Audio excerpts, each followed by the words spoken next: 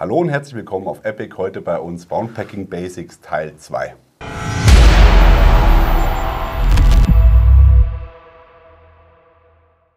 Willkommen zurück, wir sind im Wound Packing Modus angekommen. Der Matthias ist hier mit mir. Matthias, grüß dich. Wir haben uns eine Expertise in das Studio geholt, um hier einfach das Thema Wound Packing ein bisschen besser beleuchten und ausführen zu können, nachdem wir gemerkt haben, dass wir da einige Defizite im Team haben. Und wenn ihr den ersten Teil dieser Serie noch nicht geschaut habt, dann solltet ihr da auf jeden Fall mal reinschauen. Da geht es darum, was man an Basismitteln zur Verfügung hat, mit welchen Mitteln man Wound Packing betreiben kann, was überhaupt Wound Packing ist und so weiter und so fort. Hier im zweiten Teil geht es jetzt darum, dass wir hier ein paar Produkte von TrueClot und von, ich kann den Namen mir nicht merken, von Techline Trauma haben. Einfach auch nochmal Trainer, mit denen man arbeiten kann, und die wollen wir euch heute einmal im Detail vorstellen. Der Matthias ist Notfallsanitäter und der wird uns jetzt hier einmal, denke ich, durch die Produkte führen bzw. die Anwendung zeigen. Die Produkte kennst du zum Teil ja vielleicht auch noch nicht. Ich weiß nicht, ob du mit allen schon gearbeitet hast. Tatsächlich im reellen Leben nicht, aber hier habe ich es mir alles schon mal durchgeguckt. Ja, genau. Das sind super Trainingsgeräte, finde ich. Ja. Okay, und dann wollen wir uns einfach mal schauen, was man mit diesen Sachen hier machen kann. Eins noch vorab, das ist kein Trainingsvideo, kein Ausbildungsvideo, sondern das dient rein der Veranschaulichung und Unterhaltung. Wenn euch das Thema Medic, Erste Hilfe, Rettungsdienst interessiert, dann macht ihr selber Fortbildungen, Kurse, bildet euch weiter. Nur so kommt ihr weiter. Dieses Video hilft euch nicht dabei, ein besserer Rettungssanitäter zu werden oder ein besserer Feuerwehrmann oder was auch immer.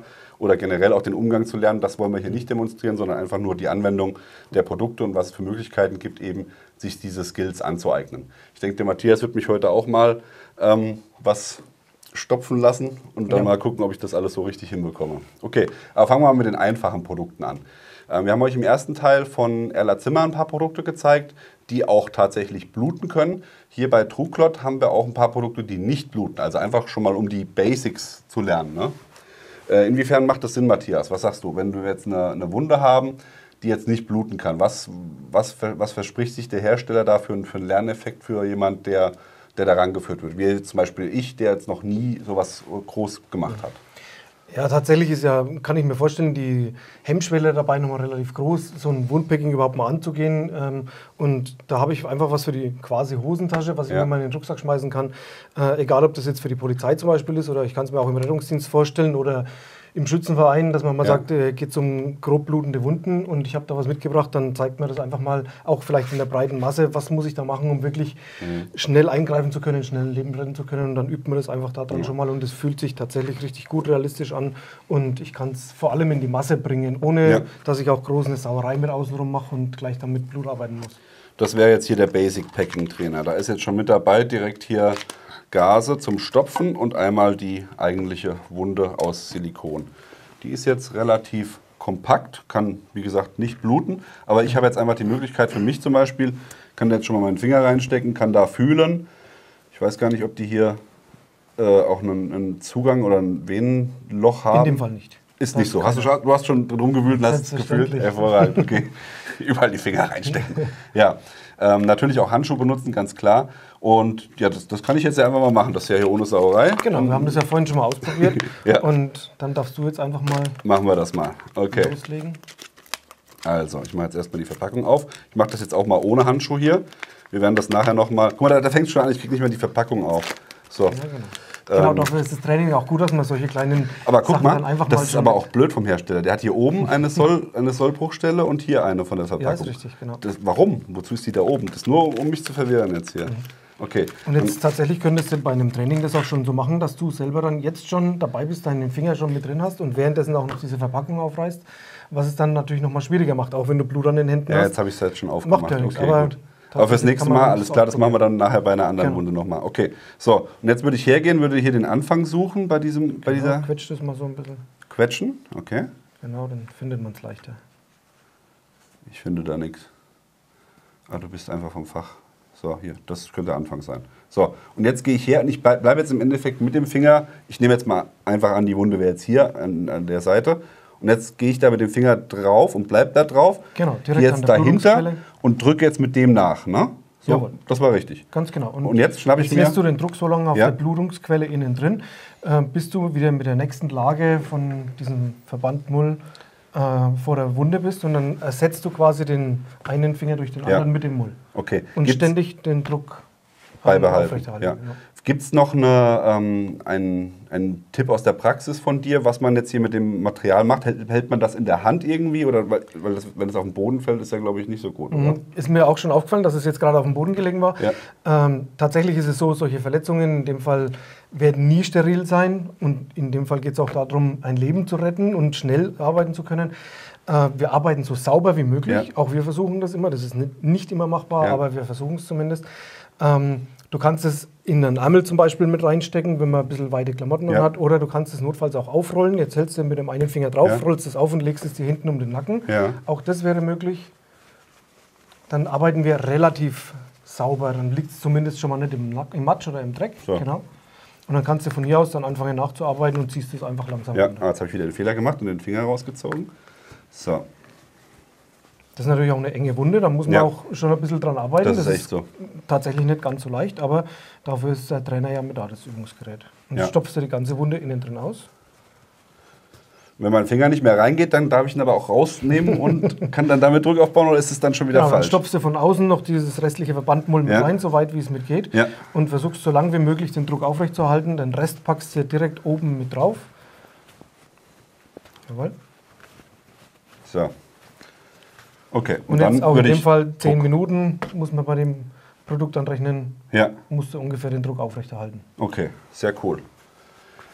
Ja, das wäre jetzt im Endeffekt schon mal ein Hilfsmittel, wie man relativ einfach und simpel und schnell und vor allem, wie du es vorhin auch gesagt hast, richtig, das sehe ich tatsächlich mal für Leute, die jetzt vielleicht nicht im Rettungsdienst unbedingt arbeiten, aber an das Thema rangeführt werden. Ich glaube, für den Rettungsdienst ist es, die sagen so, schön, aber bin ich schon anderes gewohnt. Auch da ist Training immer sinnvoll und angebracht. Aber ich glaube, für den Rettungsdienst würde ich das hier tatsächlich nicht als Trainingsmittel nehmen.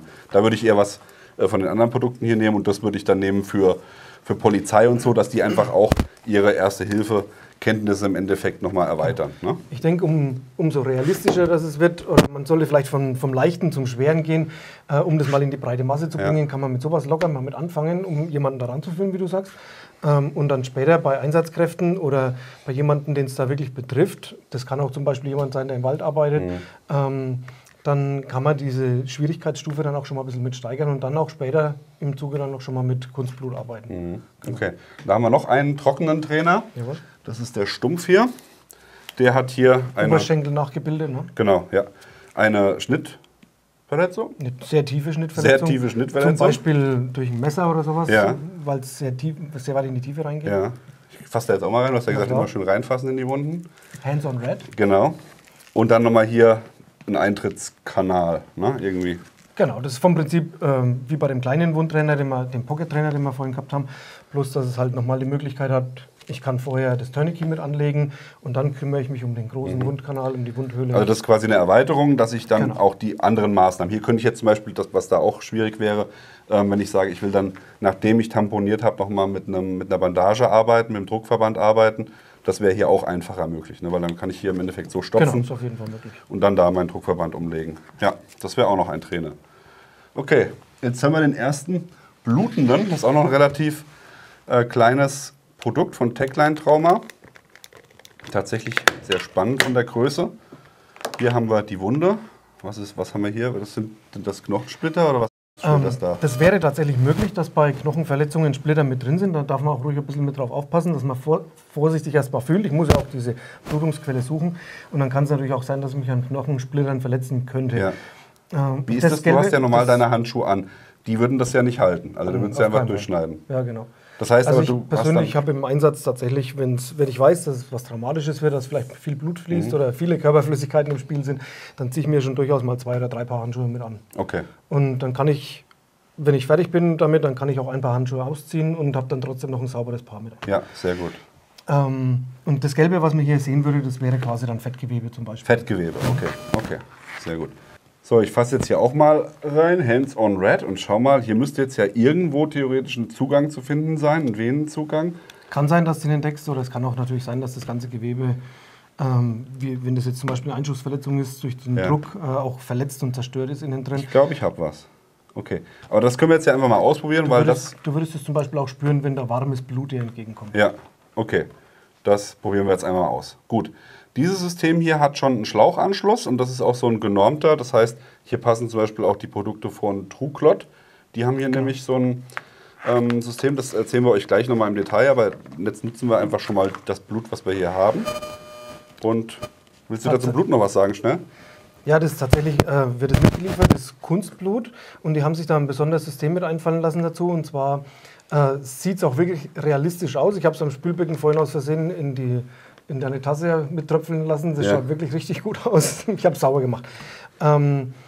Und das Besondere bei den Produkten ist, dass die diese Hämosyptika, das heißt diese Blutstillungsmittel, die da mit dabei sind, mit diesem Blut zusammen reagieren und dass das tatsächlich koaguliert, also dass das verklumpt. Okay. Direkt. Also du hast dann tatsächlich auch diese Wirkung, die man normalerweise hat, wenn man mit diesen Produkten arbeitet. Genau, dass das Blut im Laufe des Arbeitens daran dann auch verklumpt. Okay, gut.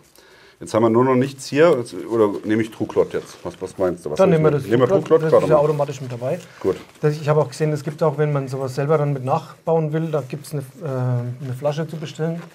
Wo es sind ja zwei Komponenten, das einmal das Blut und das andere diese Flüssigkeit. Ja. Und wenn du dann daheim Verbandmaterial nimmst und tränkst es mit dieser Flüssigkeit, dann kannst du mit eigenem Verbandmaterial quasi auch diese Koagulationswirkung herbringen, also das Verklumpen. Lass uns vielleicht, bevor wir jetzt hier anfangen, ganz kurz noch drüber sprechen, weil du hast ja auch für ein nachfolgendes Video, was noch kommen wird, wo wir jetzt nicht verraten, was es sein wird, aber auch ein bisschen Schwein mitgebracht, sage ich mal. Ne? Natürlich gibt es auch die Möglichkeit, mit vom Metzger kommendem Fleisch zu arbeiten. Also um einfach nochmal, gerade man nimmt häufig Schwein, weil das dem menschlichen Gewebe sehr ähnlich ist. Die Vorteile jetzt natürlich bei solchen Systemen ist immer, die sind sauber, sie stinken nicht und man kann sie lagern. Ne? Mit dem Schwein, wir haben darüber gesprochen, du musstest es organisieren, das ist jetzt hier in der Kühltasche. Theoretisch kann man das jetzt verwenden, aber wenn wir jetzt sagen würden, wir würden jetzt hier heute abbrechen und dann in 3 Wochen drehen, dann hätten wir da ein Stück Gammelfleisch. Ne? Also es wäre halt dann... Und man muss natürlich nicht wertvolles Fleisch auch dafür verbrauchen, exakt, nur um genau. zu trainieren. Ja, dafür ist natürlich sowas schon ideal. Aber das ist tatsächlich auch die Praxis, ne, dass das auch gemacht wird. Ja, doch, tatsächlich. Ja, okay, gut. Dann packe ich erstmal so ein Ding hier aus. Oder soll ich das auch erst machen? Nee, das ist ja nochmal umverpackt. Das darf ich schon raus. Das ist das Konzentrat, was wir brauchen für das Blut zum Anrühren. Das heißt, die sind da recht sparsam. Da sind 4-mal Konzentratbeutel mit dabei. Das ist es. So. Und da sind auch 3 Trainer mit dabei hier. Jawohl, und das gehört zu den Sets, die wir gleich erklären, nur wir nutzen es jetzt einfach nochmal hier für das Techline-Produkt, damit wir hier was zum Das simuliert unsere Hämostyptika quasi. Das lasse ich jetzt zu, damit ich hier auch diesen Effekt mal habe, den du gesagt hast. Ich glaube, ich brauche erstmal keine Handschuhe. Dann können wir schon mal anfangen, dann lasse ich es diesmal bluten. Du lässt mal bluten. Ich schaue mal, ob ich schon was sehe. Nee, noch nicht. Das ist auch gemein hier mit dem letzten Stück, das ist dunkel. Jawohl, da ist es schon. Ja. Und es ist tatsächlich auch wie im echten Leben, dass ich hier oben ein bisschen Druck mit ausüben kann und dass das dann schwallartig spritzend rauskommt. Im Moment hält es richtig gut. Also die Konsistenz ist übelst gut. Also das ist wirklich, das ist echt cool. So, jetzt mache ich mal das, was ich vorhin gelernt habe. Ich nehme jetzt mal hier den Anfang und lege mir den Rest über die Schulter. Zum Beispiel. Oh, das ist richtig böse, das Ding. Das ist voll tief. Alter Vater. Und da ist diese weiche Flasche quasi mit dabei. Und ich simuliere auch diese Pulswelle dann jedes Mal mit dabei. Da merke ich tatsächlich, dass im Moment nichts durchgeht. Das heißt, du merkst auch richtig, was du magst. Ja, okay, cool. Funktioniert gut.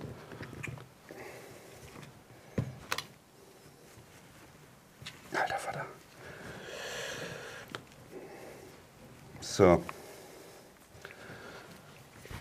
Das ist ein Schlachtfest hier. Und jetzt haben wir noch keinen Stress dabei. Ja.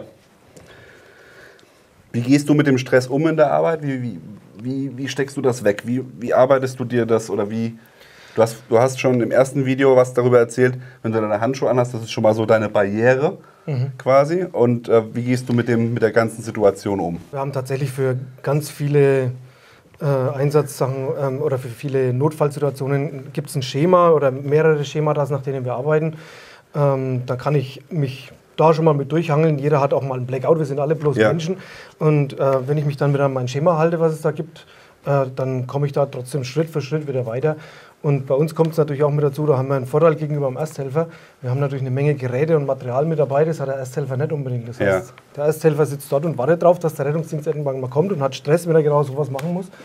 Und wir können ständig unsere Geräte mit einsetzen, unsere Vitalwerte überwachen, ständig beschäftigt, alles Mögliche einzusetzen, was wir mit da haben. Und dann wird es dir nicht langweilig und dann arbeitest du so quasi, wie dein Standard ist, halt vor dich hin. Okay. Genau. So, was sagst du? Und tatsächlich, also es funktioniert nach wie vor, der Druck ist gut, ich kann nichts mehr rauspumpen aus der Flasche. Dein Wundpacking hat funktioniert. Hervorragend, cool. Ja. Dann würde ich sagen, machen wir einmal kurz sauber und fangen dann mit den großen Produkten von Truklot an. Bevor wir jetzt hier mit den Truklot-Trainern anfangen, habe ich hier einmal für euch ein bisschen was von dem Blut hier auf den Teller präsentiert, angerichtet, sage ich mal.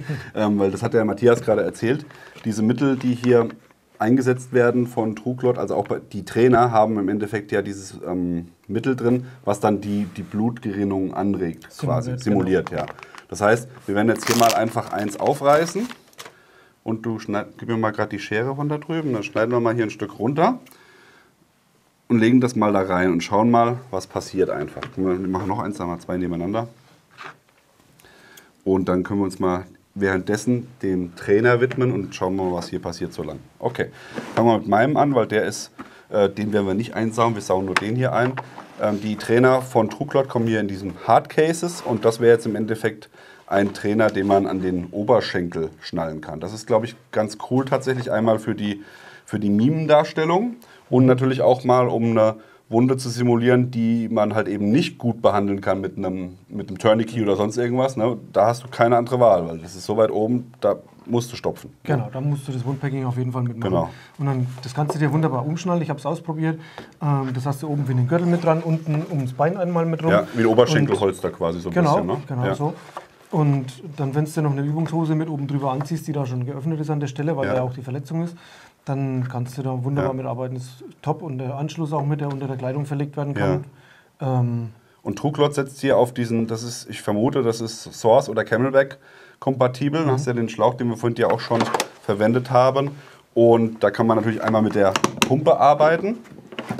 Oder, was es auch gibt natürlich, ist hier ein Pumpsystem.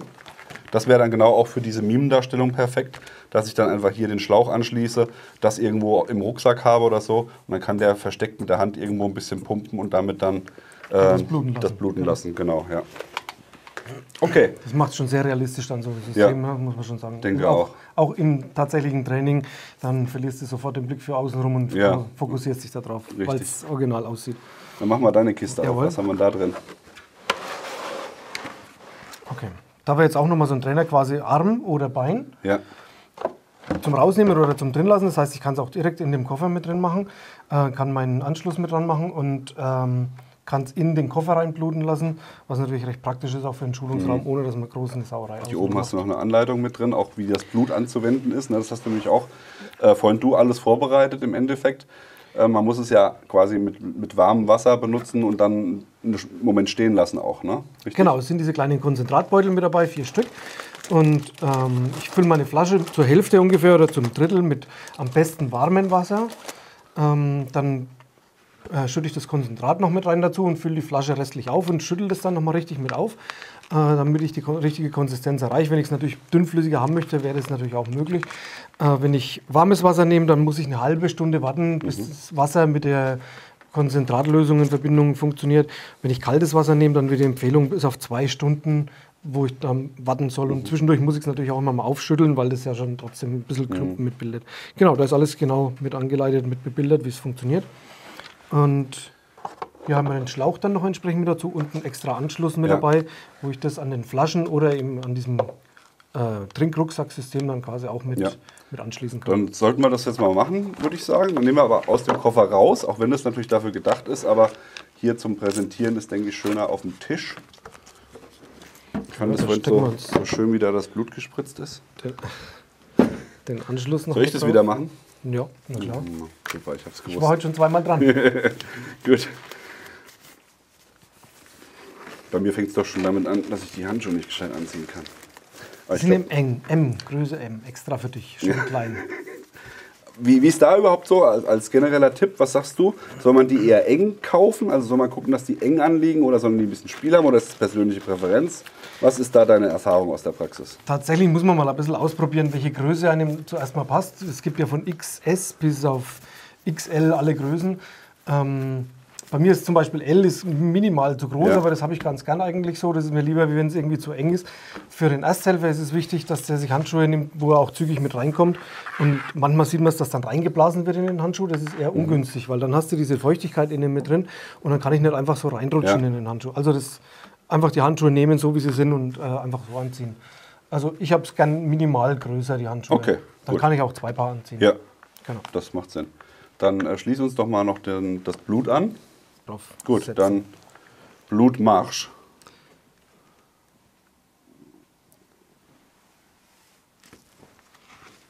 Schauen, ob man das mal hier ein bisschen zeigen kann. Ja, jetzt läuft die Wunde voll. Jetzt ist sie quasi voll und läuft über. Das heißt, jetzt muss ich tatsächlich auch mal reagieren. Oh, da ist aber schwer, den Punkt zu finden hier. Oh, die ist gemein. Oh, ich glaube, ich habe sie. Habe ich? Fast, ja. Oh, wir werden den ganzen Tisch einsauen. Oh, die ist böse hier. Ich finde es nicht, er wird sterben. Jetzt warst du ganz gut eigentlich schon. Jetzt? Ja, jetzt ist gut. Okay, gut. Dann Und schnell. den Druck aufrechterhalten. Ja. Richtig mit der Fingerbeere dagegen drücken. Die ist hui. Und jetzt habe ich hier auch einen typischen Anfängerfehler gemacht. Nämlich das ganze schöne Material hier in die Wunde, beziehungsweise in das Blut, was hier schon außen rum liegt, gelegt. Genau, dann verliert es natürlich die Möglichkeit, dann auch die Blutstillung vor Ort mitzunehmen, wenn es schon mal vorher mit Blut in Berührung gekommen ist. Hattest du schon mal, dass dir eine Gase nicht gereicht hat? Hast du dann noch mal nachlegen müssen? Oder?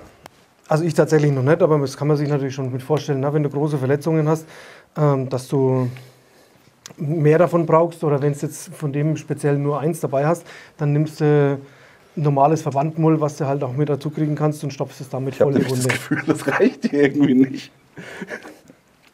Im Zweifelsfall musst du dir halt noch eine zweite Packung noch mit aufmachen, tatsächlich. Tja, und dann wird es gar nicht so... Ja, die ist komplett verschwunden jetzt in der Wunde, ne? Ja, es ist weg. Okay, also dann...